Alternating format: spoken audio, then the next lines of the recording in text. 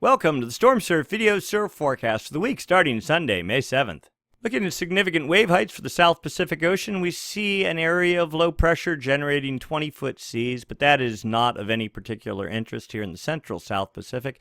Another patch of 24, 25-foot seas south of New Zealand, and again, not of particular interest. Given the long travel distance to the U.S. West Coast and or Hawaii, you need pretty much 30-foot seas before anything will make it with any significant size to our forecast area. Let's get into the details.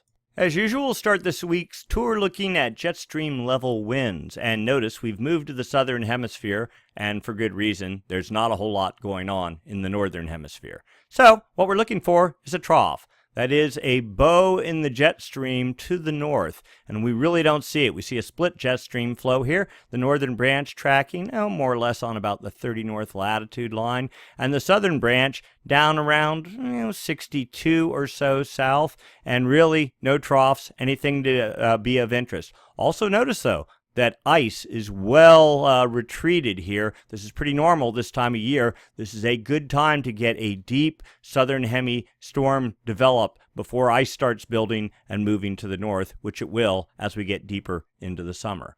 Let's roll out, take a look. So we're looking for a trough. There we go. We start to see something come Monday night that looks like the development of a trough. This has been on the chart for a few days. There we go. Decent trough. 140 knot winds projected on Tuesday, and kind of not really lasting much into Wednesday. Here we go, another ridge kind of building, pushing south by midday Wednesday. So 24 hours of a trough is really not enough to help support low pressure down at the ocean surface. And we move into this kind of zonal flow by Friday.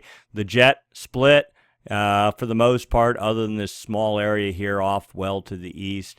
And we'll just roll this out here and see if anything happens at all. A little bit of trough developing here on Sunday with 170, 180 knot winds, but Southern California cuts off right at about 118, 117, and most of this trough is east of there. So whatever happens here mainly will only be good for Chile or maybe Peru, and that's it. We roll this out. So not a whole lot looking productive in the jet stream. Let's go take a look down at the surface. Here we go, surface level pressure, surface level winds, and as expected, we see a low pressure area here in the central South Pacific. What is that? Probably about 976 millibars or so. Small area, 35 knot winds. That's what's generating those 20-foot seas we saw in the previous image, but that's not enough to do a whole lot. Another low down, way down south. The further south you go, the deeper the low pressure has to be to really start getting traction. This is a 960 millibar low. Again, only 35 knot winds. Kind of unimpressive, and some tropical activity here, but not doing a whole lot for us. We'll roll this out, keep our eyes on these two lows. Not a whole lot going on. 35 knot winds, and as we get into Tuesday, they fade out. Now remember, there's a trough starting to develop right in this area on Tuesday. Let's see. Yeah, we got a little bit of a gale, 40 knot winds, so that's something to look at. Lifts to the northeast, but not for very long, for about 18 hours, and that's it. And falls apart. You have another gale way down here on the eastern edge of the California swell window, 45 knot winds, but it's falling south. Then high pressure, strong high pressure over New Zealand here, low pressure to the north. It creates a pressure gradient, and the tighter the isobars in that gradient, the stronger the winds. We see a small area of 45 knot winds, but that just doesn't materialize either. It's this zonal flow setting up. We see a bit of a gale trying to organize on Friday in the far southeast Pacific. It doesn't do anything either. Now we got a system on Saturday here along side of New Zealand here, 45 knot winds aimed to the north. And that actually looks like maybe it has a little bit of hope, but it too kind of fades out. And then we're out 180 hours. So nothing super obvious looking at the surface level charts. Let's go take a look down at the wave model chart. And here we go, significant wave heights for the South Pacific Ocean. We saw the first frame of that. We're just looking for anything that's 30 foot or even 28 feet, dark red or the purple in this image. And we're into Tuesday, so here is that small gale, little bit of a trough here. What is that, 26 foot seas or so, 27 foot? And it never much gets more than that, probably not a whole lot. Now, if you're in Tahiti, certainly swell for Tahiti, but everywhere else, probably not a whole lot. Then there's another system forecast developing here in the southeast Pacific on Friday as we're looking here. 28-foot seas.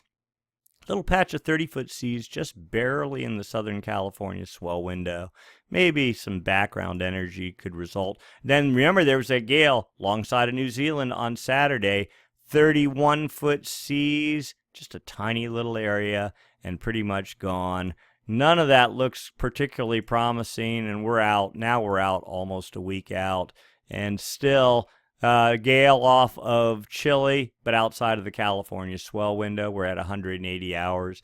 So the short of it, not a whole lot going on. And of course, we looked at the charts that go back a week. Nothing has happened. The last little southern hemi swell that there is in the water right now. I think it's hitting or are bound to hit very small for Southern California, bypassing Hawaii. A couple of days of basically background swell, and then that's it. And then it looks like we're moving into a prolonged southern hemi drought. Let's go take a look at the northern hemisphere real quick.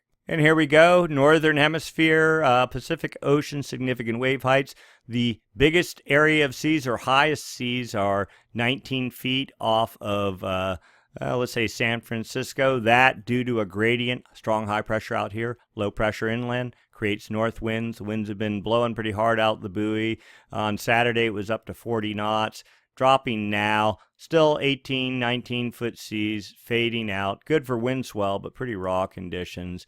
And we'll just sort of blast through this. Notice that you can see you could infer an area of low pressure in the Gulf on Wednesday. It doesn't really materialize into much. Now here, this is new just on the charts on Thursday. A small gale over the northern dateline region here just south of the Aleutians. A tiny patch of 28-foot seas, and it's gone. Probably no swell result from that either. You need a broader size area with higher seas, and it has to last for a day or two before you can really get any meaningful swell. Again, hints by next weekend of wind swell along the California coast, and that is pretty much it. So the northern hemi is, for all practical purposes, asleep for the season now. Let's take a look long-term, what's going on with the Madden-Julian Oscillation and the El Niño Southern Oscillation. And we look at the MJO right now in the active phase. Yes, it can help support storm formation in the Southern Hemisphere, but it's not nearly as well correlated as it is in the Northern Hemisphere in winter months, especially in the Gulf of Alaska and dateline regions. But still, we'll take a look at it. It also helps us to see what's going on. Sometimes the MJO can help feed the development of El Nino, or a prolonged inactive MJO phase supports La Nina. So let's go look at the details there. So first we look at winds on the equator. This is the West Pacific here, East Pacific here.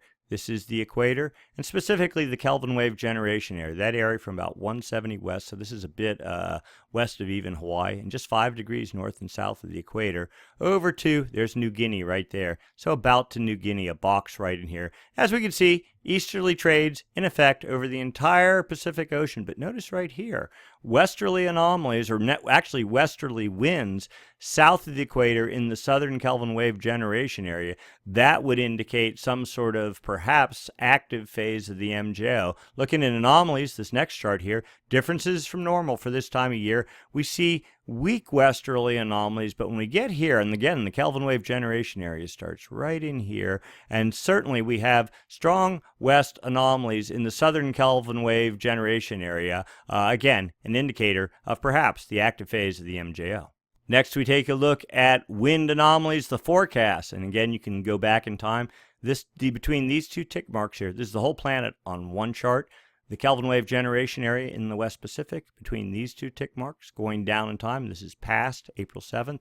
You can see little pockets of westerly anomalies, but generally more easterly anomalies than westerly anomalies. So here we go. We've had a good bout of westerly anomalies the past week in the Kelvin wave generation area. There you can actually see the numbers. But the forecast suggests easterly anomalies returning. Again, this sense that La Nina just hasn't given up. It's been supposed to give up, but it won't. It keeps hanging on. Or at least this is the inactive phase of the MJO. We'll go dig into some data and see. But clearly, whatever westerly anomalies we had are gone from the charts now, and we're back into an easterly anomaly regime, at least for the next week. So let's go look for some MJO forecast charts going out 2 weeks. This is really outgoing long wave radiation, that is reflectivity, sunlight reflectivity off the ocean surface. The blues suggest more cloud cover, less reflectivity, negative numbers, suggesting low pressure and the active phase of the MJO. Reds suggest more reflectivity, positive numbers, and they're for high pressure and the inactive phase of the MJO. Currently, weak fading active phase of the MJO in the Kelvin wave generation area, right on the date line. And per this, the statistic model, it's forecast to fade out in about a week, and the inactive phase of the MJO moves in while the active phase sets up in the Indian Ocean. The other model here, the GEFS model, suggests maybe things aren't quite as bad as it looks. The active phase holding just barely out to about 2 weeks, but still the same outcome. A weak inactive phase eventually working its way into the West Pacific. Phase diagram chart suggests the peak of the active phase of the MJO. We've seen these charts before. You're looking down on the North Pole. The MJO moves west to east from the Indian Ocean over the Maritime Continent, over the West Pacific, under the U.S., across the Atlantic, on top of Africa, and back into the Indian Ocean on the equator. The peak of the active phase of the MJO at this point is probably in the Gulf of Mexico or so, maybe even in the Atlantic. The forecast is for it to move to the Indian Ocean over the next 2 weeks per the ECMF model. The GEFS, Ensemble GFS model, suggests basically the same thing, and the MJO, the active phase, being very weak. Upper level charts, the oranges and yellows suggest area not favorable for precipitation, and therefore the inactive phase of the MJO suggests, in fact, the inactive phase is working its way over the West Pacific and is to traverse. You can just see the line going right through here, moving into the Pacific, working its way into Central America by about May 27th. And then the active phase is to follow in the West Pacific, let's say late May, working its way across the Pacific, moving into Central America about mid-June, and another weak inactive phase follows behind that. And then finally, the trusty CFS model, 850 millibar wind anomalies. Now past history is down below the line. This is current, May 7th, and the forecast moves up. Kelvin wave generation area, roughly right in here, suggesting there's our patch of westerly anomalies that we've had. Here's our little patch of easterly anomalies forecast. But just sort of eyeballing it, you see this generalized westerly wind or neutral anomalies, and then building as we get into June and July. Let's overlay the MJO. And you can see, okay, here's the active phase of the MJO. It is, somewhere over in the Atlantic right now. Inactive phase, moving in as of right now in the far West Pacific. Expected to continue, but probably weak. These dotted contours are the inactive phase of the MJO. Very weak with light westerly anomalies, so that's still not bad, not horrible. Not as good as it was forecast a month ago or 2 months ago or 3 months ago. And then the active phase returns in the Kelvin wave generation area sometime around mid-June. Westerly anomalies building. Now this model has consistently overhyped the strength of the westerly anomalies by somewhere in late May, supposedly. El Niño was supposed to be building, and, well, let's take a look at the low-pass filter and just see what's going on. So here's our La Nina. It's supposed to be dead about the, let's say 17th or 18th of May, and that is good news. That means it's gone completely. And all the other data suggests, La Nina is supposed to be dead.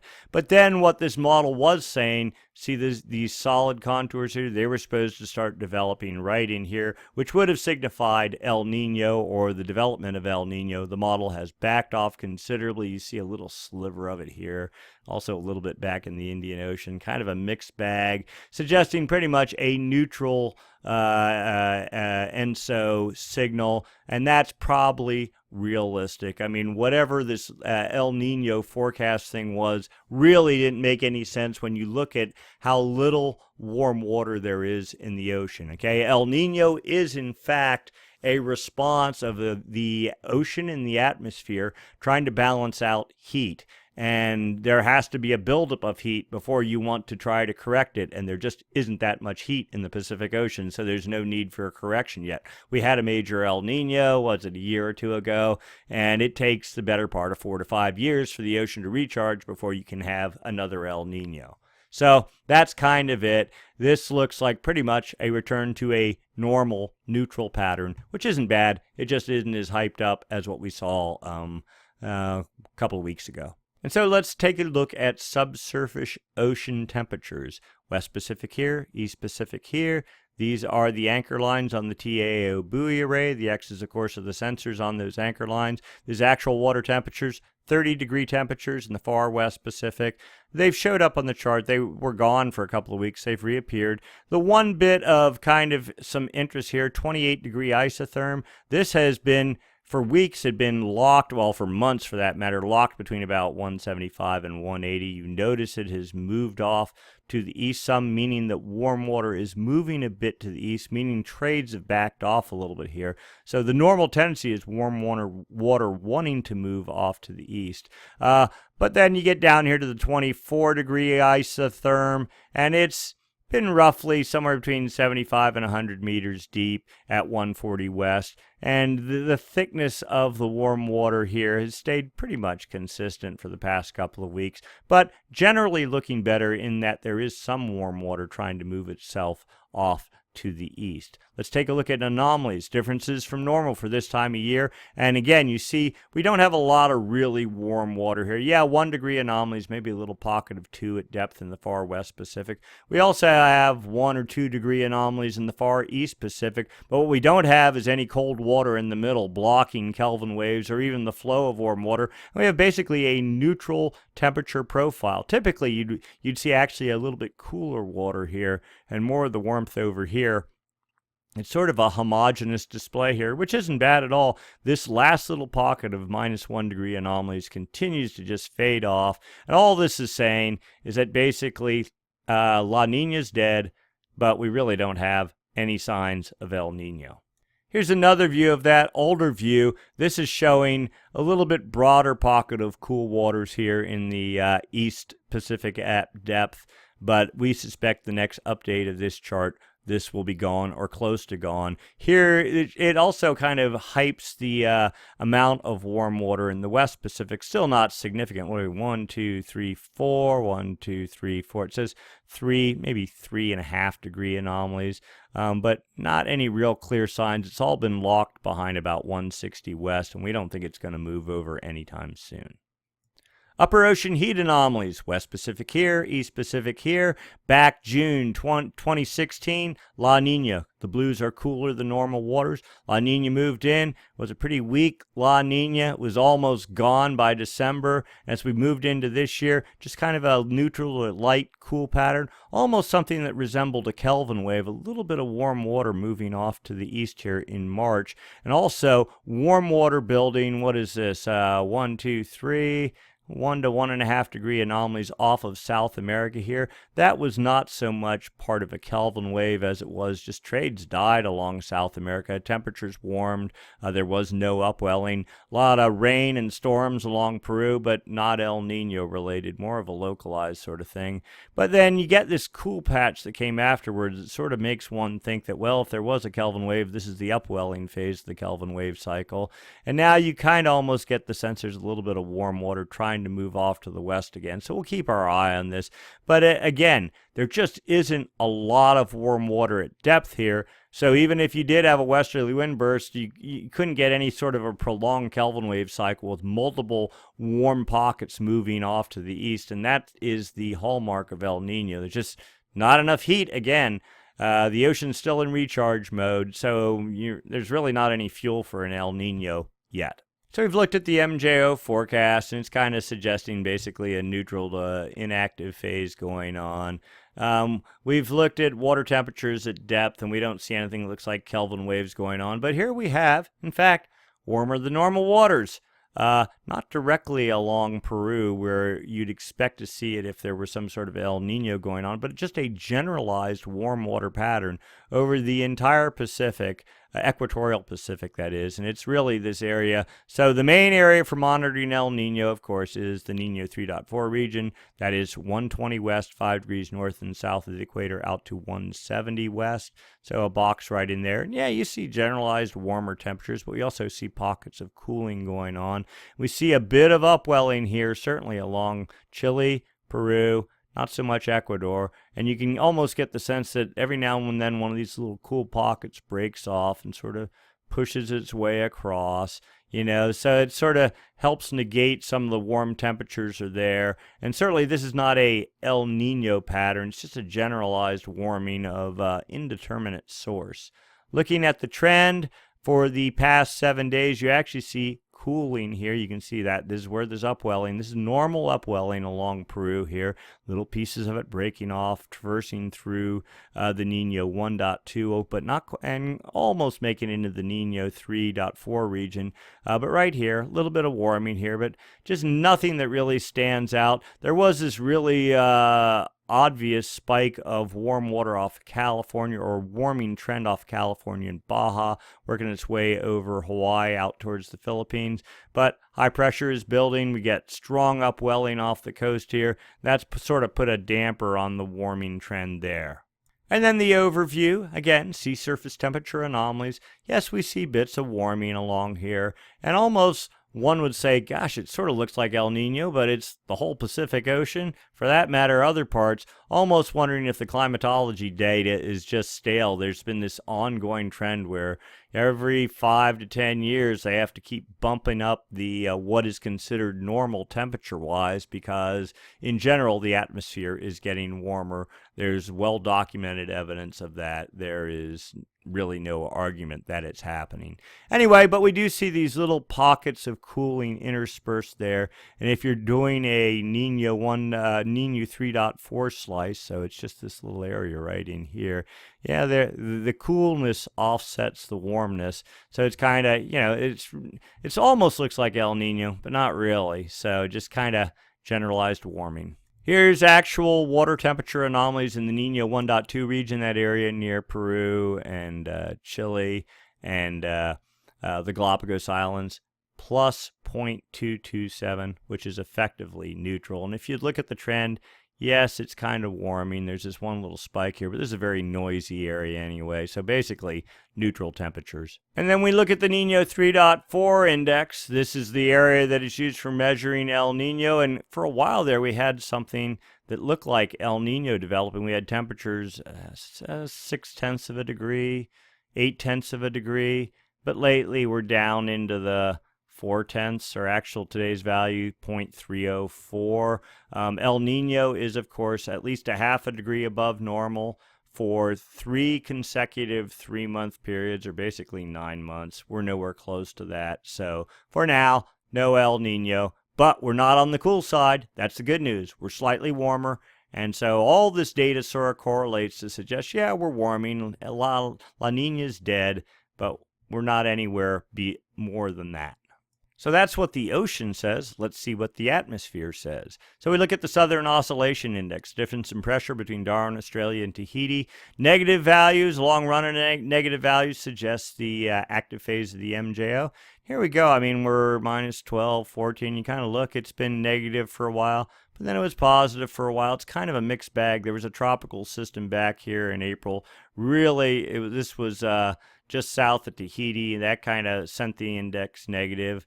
But so the daily index is very noisy. We look at the 30-day running mean. It's actually negative too, minus 7.47. So this would suggest, yeah, the active phase of the MJO. And we looked at the models. In fact, yeah, the active phase of the MJO is fading out. So this correlates pretty well. But you look at the 90-day running average.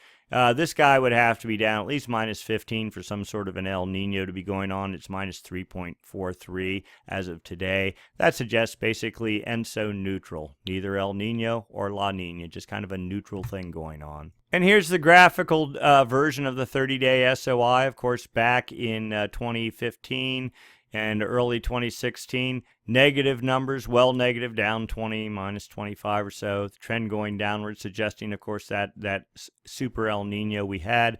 Then here's our La Nina. In 2016, the numbers rose, mainly all in the positive range. But you can see now, you can draw a line down through this, and we're in negative territory. Not deeply negative, but we're at least neutral, if slightly negative, suggesting ENSO neutral.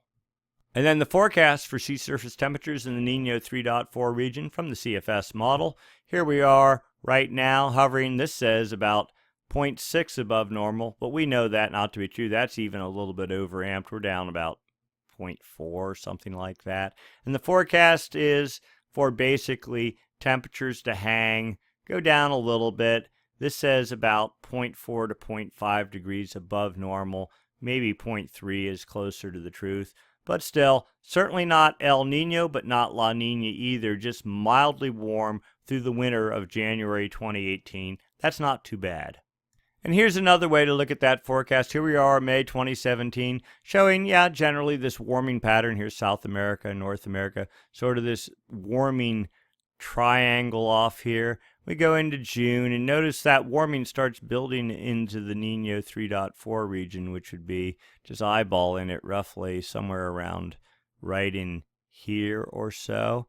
Okay, and that warming continues July, August, September, October. But and notice here, it's not warm anymore by October. The forecast suggests neutral and just light cooling right along the coast. This sort of looks like a Modoki El Niño, and a very weak one at that. These are like half a degree anomalies right in here. And you know what? That kind of makes sense, and maybe that's where we're at. And a Modoki El Niño really doesn't do a whole lot. It helps support storm formation, perhaps, right up in the dateline region in the fall and winter months. So maybe we'll get a little bit of enhancement. Certainly we'll do better than we did this past winter in terms of storms for relative to Hawaii and California for swell production.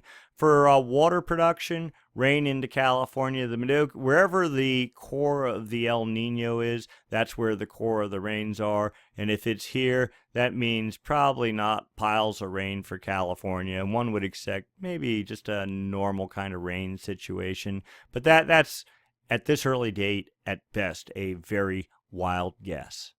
So to wrap it up, right now, Northern Hemi is asleep other than wind swell, but make the most of that because, at the same token, the Southern Hemi is asleep too. We've actually had a pretty good run. There's been a bunch of swells, nothing huge, but solid, consistent Southern Hemi surf for a couple of weeks now. That's coming to a close for a little while. We're probably going to go into a bit of a funk. Maybe that's because we're moving into the inactive phase of the MJO, and that'll be interesting to see. If we move back into the active phase, when was it, in June sometime, then maybe things will pick up, but basically we're going to suffer for a couple of weeks here. Not unusual. Not unexpected.